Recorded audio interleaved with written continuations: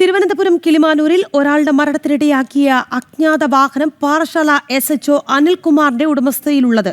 ഇടിച്ച ശേഷം കാർ നിർത്താതെ പോവുകയായിരുന്നു. വാഹനം ഓടിച്ചത് SHO തന്നെയെന്ന് തെളിയിക്കുന്ന തിരുവല്ലം ടോൾ പ്ലാസയിലെ ദൃശ്യങ്ങളും പുറത്തുവന്നു. വാഹനം പോലീസ് കസ്റ്റഡിയിൽ എടുത്തിട്ടുണ്ട്. അനിൽകുമാറിനെതിരെ വകുപ്പ് തല നടപടി ഇന്നുണ്ടാകും എന്നാണ് റിപ്പോർട്ട് പറയുന്നത്. കുടുംബത്തിന് നീതി വേണമെന്ന് അപകടത്തിൽ മരിച്ച രാജന്റെ സഹോദരി ബേബി ആവശ്യപ്പെട്ടു. വിവരങ്ങളുമായി ദിസ്ന സുരേഷാണ് ചേരുന്നത്. ദിസ്ന, വളരെ ഗുരുതരമായ ഒരു സംഭവം. ഇടിച്ചിട്ട വാഹനം നിർത്താതെ പോയി, അതും ഒരു SHOയുടേത്. എന്താണ് കുടുംബത്തിന് പറയാനുള്ളത്? ഒപ്പം തന്നെ എന്തൊക്കെയാണ് കണ്ടെത്തലുകൾ?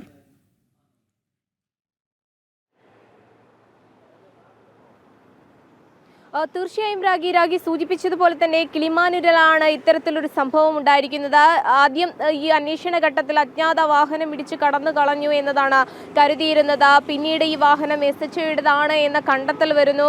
തുടർന്ന് എന്തുകൊണ്ടാണ് ഈ വാഹനം നിർത്താതെ പോയതെന്നൊരു ചോദ്യത്തിലേക്കാണ് പോലീസ് എത്തിയിരിക്കുന്നത്. നമുക്കറിയാം, നിയമം പാലിക്കേണ്ട നിയമപാലകർ തന്നെ ഇത്തരത്തിലൊരു അനാസ്ഥ ചെയ്തിരിക്കുന്നു എന്നത് തന്നെയാണ് എടുത്തു പറയേണ്ടത്.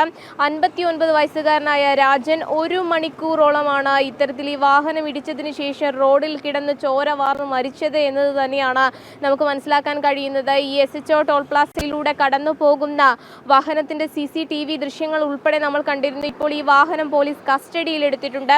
അതോടൊപ്പം തന്നെ ഈ SHO കുറ്റം സമ്മതിച്ചു എന്നാണ് നമുക്ക് നിലവിൽ മനസ്സിലാക്കാൻ സാധിക്കുന്നത്. അതിൽ പ്രധാനമായും ഇത്തരത്തിൽ തിരുവനന്തപുരം കിളിമാനൂരിലാണ് ഒരാളുടെ മരണത്തിനിടയാക്കിയ ആ അജ്ഞാത വാഹനം പാറശാല SHO അനിൽകുമാറിൻ്റെതാണ് എന്നത് കണ്ടെത്തിയിരിക്കുന്നത്. ഇടിച്ച ശേഷം കാർ നിർത്താതെ പോവുകയായിരുന്നു.